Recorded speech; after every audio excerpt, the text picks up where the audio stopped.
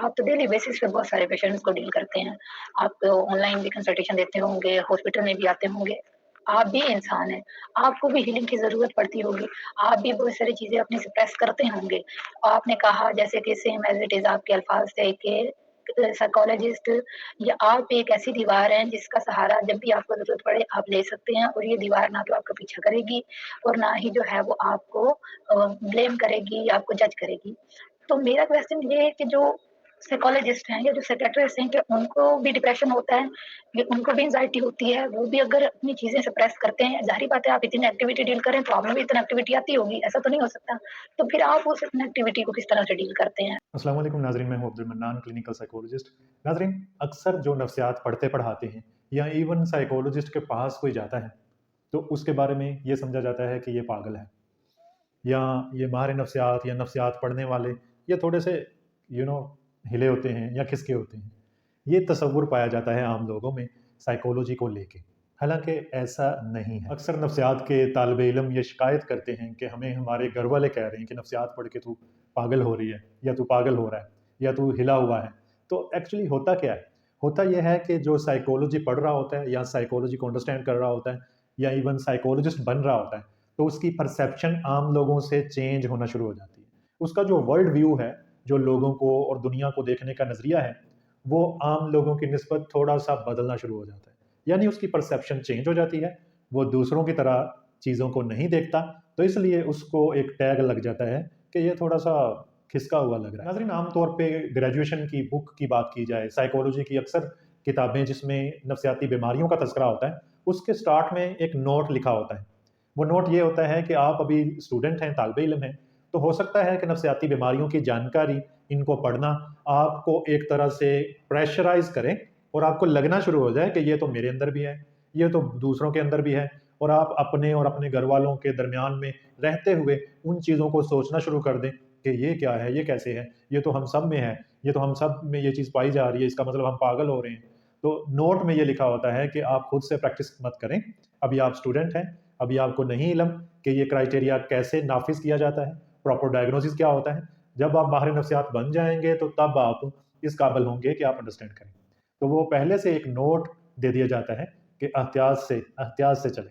नाज़रीन, जो इक्का-दुक्का ऐसे लोग भी होते हैं कि जिनको नफ्सियात जो है वो एडवर्स इफ़ेक्ट करती है, बुरा असर डालती है, वो लोग होते हैं जो 24/7 नफ्सियात को अपने साथ अटैच करके रखते हैं।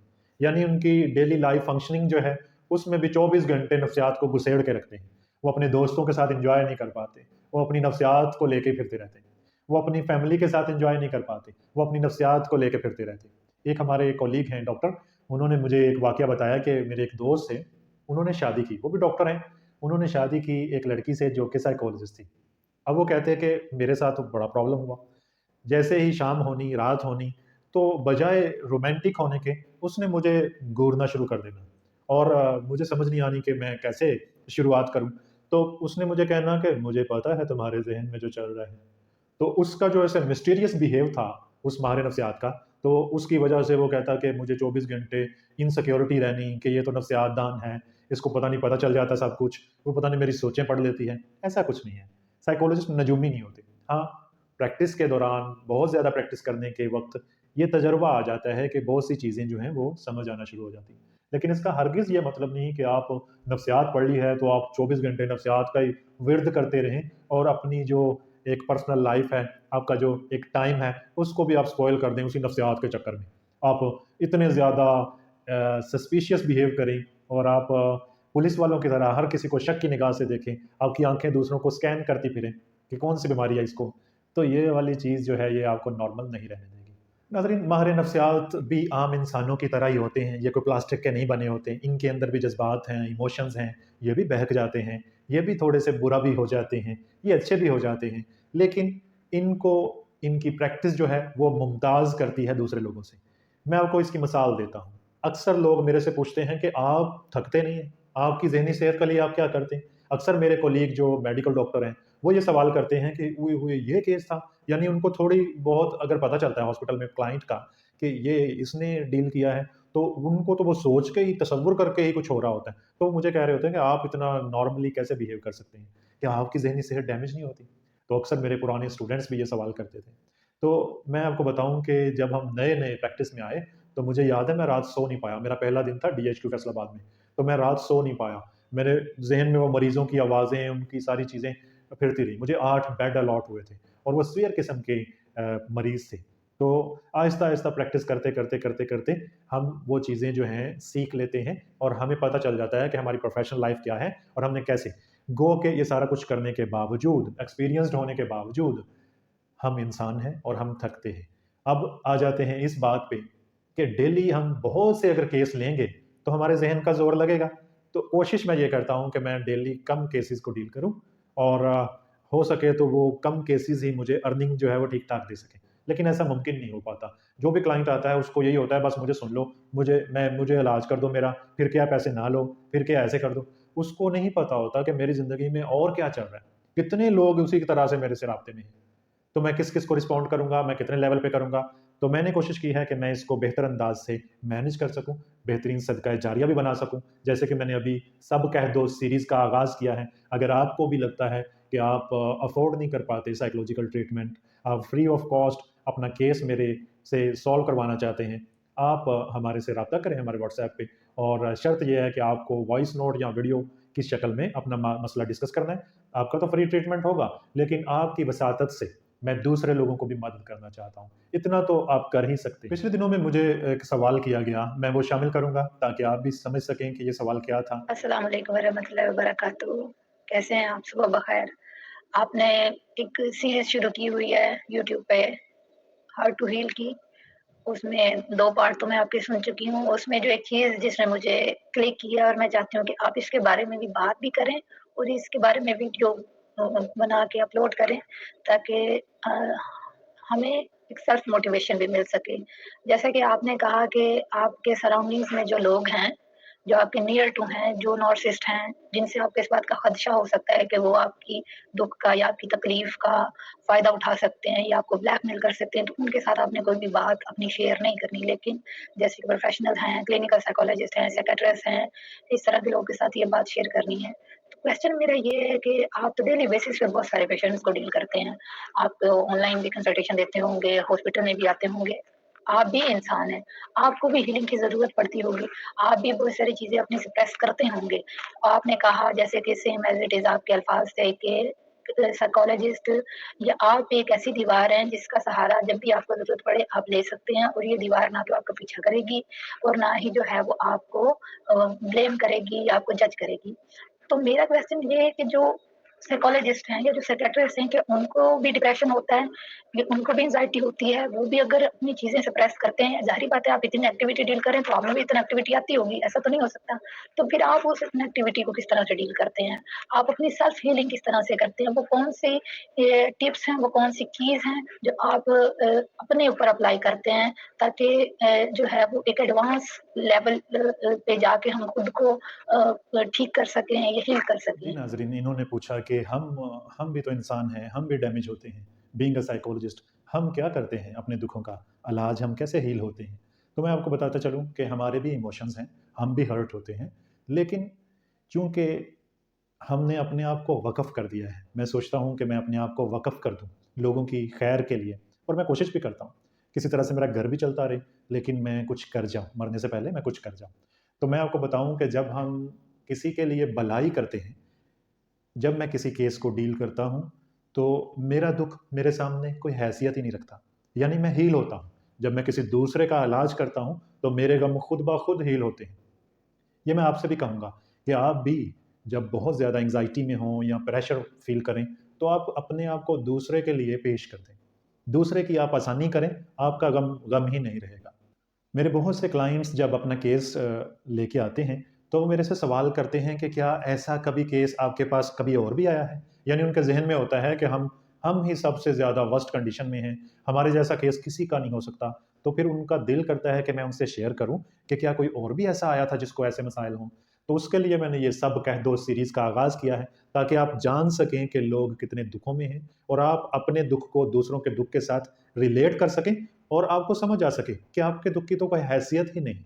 आपसे भी बड़े दुखों वाले इस दुनिया में मौजूद हैं और आपसे भी ज़्यादा दुःख देने वाली ज़िंदगियाँ लोगों की गुज़र चुकी हैं। इसके अलावा मैं एक कम्युनिटी टैब में एक पोस्ट भी कर चुका हूँ। मैंने लिखा है खुशगवार ज़िंदगी का राज़। बाज़ लोग समझते हैं कि खुशगवार ज़िंदगी मसाइब, अमराज़ और फ़क़्र यानी गरीबी से निजात का नाम है, यानी ये ना हो तो बड़ी खुशगवार ज़िंदगी है। लेकिन ऐसा नहीं है, जबकि खुशगवार ज़िंदगी मुतमिन दिल, अल्लाह ताला की तकदीर पर रज़ा, जो अल्लाह ताला कर रहा है उसको एक्सेप्ट करते जाएँ। फ़राखी में शुक्र, अगर आपके पास बेशुमार चीज़ें हैं तो आपको शुक्र अदा करना चाहिए, और तंगी में सब्र का नाम है। अगर आप चाहते हैं आप खुश रहें तो आप हमेशा फ़राखी में शुक्र करें और तंगी में सब्र करें। महज़ मालो दौलत और सेहत का वाफ़र होना तो इंसान के लिए थकावट का बायस है। एग्ज़ैक्टली ऐसा है। एक और चीज़ जो मैं प्रैक्टिस करता हूँ वो है ग्रैटिट्यूड, शुक्रगुज़ारी। यानी छोटी-छोटी बात पे भी अल्लाह ताला का शुक्र अदा किया जाए। मैं अपने आप को सोचता हूँ कि मैं 2 साल पहले मर सकता था, या मैं 4 साल पहले भी मर सकता था।